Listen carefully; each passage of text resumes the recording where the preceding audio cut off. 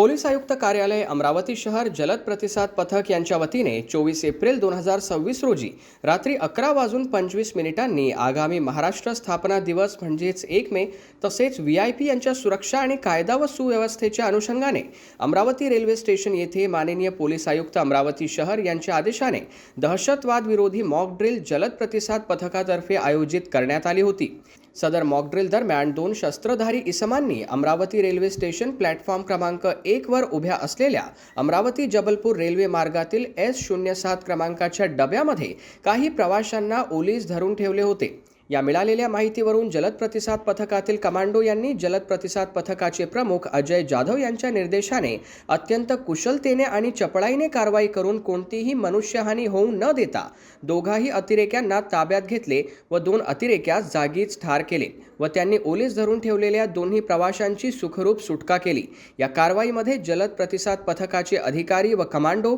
Dog squad, BDDS, police निरीक्षक Sonali Gulhane, police उपनिरीक्षक नरवणे व स्टाफ, ATBचे पोलीस निरीक्षक दाताडकर व स्टाफ, कोतवाली पोलीस स्टेशनचे पोलीस निरीक्षक मनोहर काटनाके, पोलीस उपनिरीक्षक गावंडे व पोलीस स्टाफ, RCP पथक आणि अमरावती रेल्वे स्टेशन प्रबंधक SS लोहकर, RPF येथील PI सुनील डोंगरे, API अर्चना गाडवे आणि त्यांचा स्टाफ यांनी सहभाग घेतला आणि संयुक्तपणे आपसात समन्वय साधून मॉक ड्रिल यशस्वीरित्या पार पाडली। सदरची दहशतवाद विरोधी मॉक ड्रिल माननीय पोलीस आयुक्त साहेब श्री राकेश ओलासर यांच्या मार्गदर्शनाखाली करण्यात आली। ब्युरो रिपोर्ट, बातमीपत्र।